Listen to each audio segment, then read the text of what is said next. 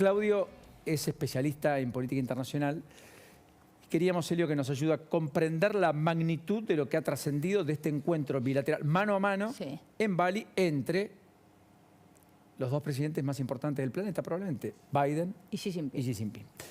Claudio, enorme placer. ¿Cómo estás? Buenas tardes. ¿Qué tal? Muy buenas tardes, Paulino. Buenas tardes, Eleonora. Un gusto saludarlos. ¿Primera impresión? La primera impresión es auspiciosa. Era un encuentro muy esperado. Nunca habían estado cara a cara, salvo en los tiempos en los que ambos ocupaban vicepresidencias, ¿no? Pero como primeros mandatarios nunca se habían encontrado personalmente.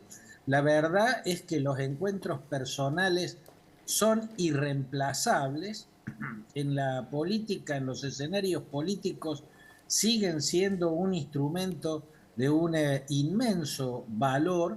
Esta cumbre del Grupo de los 20 se presentaba como la cumbre de la Guerra Fría o de la nueva Guerra Fría, otra vez el mundo partido en dos o en tres, ¿no? Como fue en los tiempos de la confrontación este-oeste, ese borroso tercer bloque que nació de la cumbre de Bandung, precisamente en el país donde hoy se está realizando esta cumbre, o sea, en Indonesia, allá en 1950, el llamado bloque de los no alineados. Bueno, ahora se presentaba la amenaza de un mundo partido, aunque ya no ideológicamente, sino en términos de autoritarismo y no autoritarismo, un bloque autoritario con China y Rusia a la cabeza, un bloque democrático con los Estados Unidos y la Unión Europea a la cabeza, y luego un resto del mundo con los latinoamericanos sobre todo,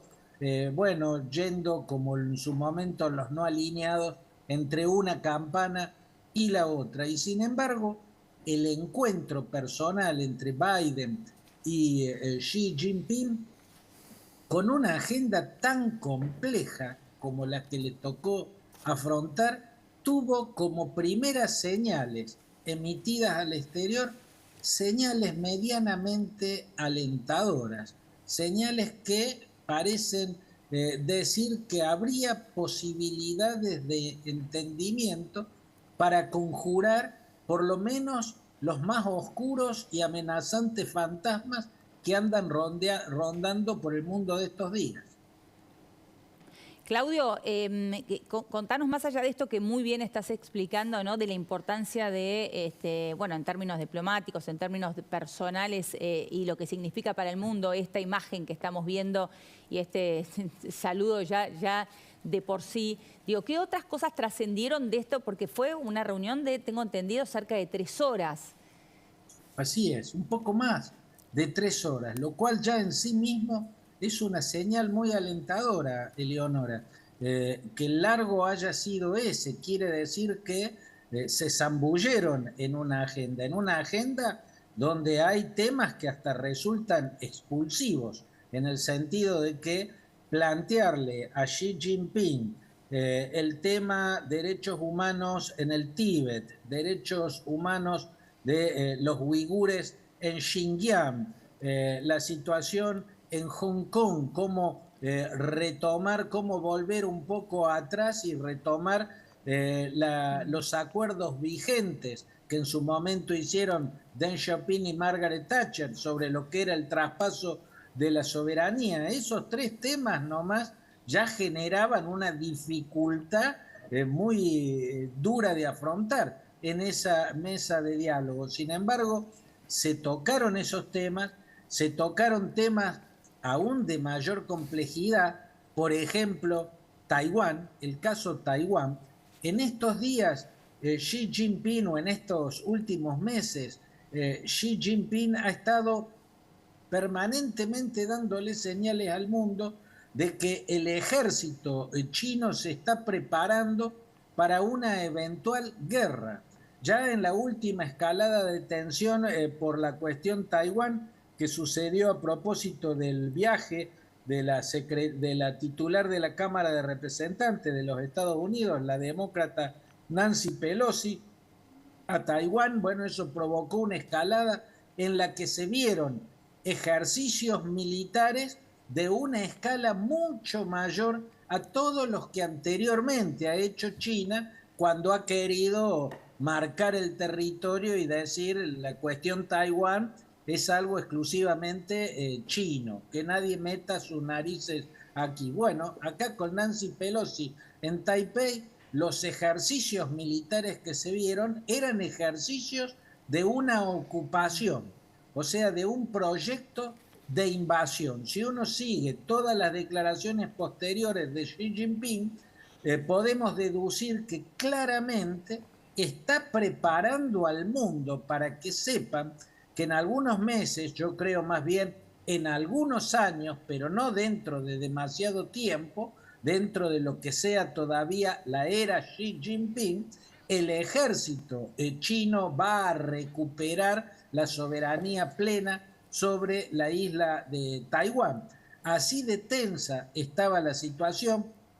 Esta era una mesa que se presentaba con interrogantes porque Xi Jinping viene muy fortalecido, acaba de convertirse en un Luis XIV prácticamente en el último congreso del Partido Comunista. La imagen de cómo lo hizo sacar del Gran Salón del Pueblo, como se llama, donde se hacían las deliberaciones, ahí junto a la plaza de Tiananmen, al expresidente Hu Jintao, bueno, fue una imagen que trajo recuerdos maoístas, ¿no? Mao Zedong actuaba de ese modo, lo había aprendido de Stalin. Kim Il-sung actuaba de ese modo en Corea del Norte y lo hace su nieto Kim Jong-un, que empezó a consolidar su poder haciendo sacar de la sala brutalmente a Jang Song-taek, que era nada menos que su tío. Esas demostraciones son demostraciones de poder absoluto de corte autoritario. Venía con ese empoderamiento Xi Jinping, mientras que desde los Estados Unidos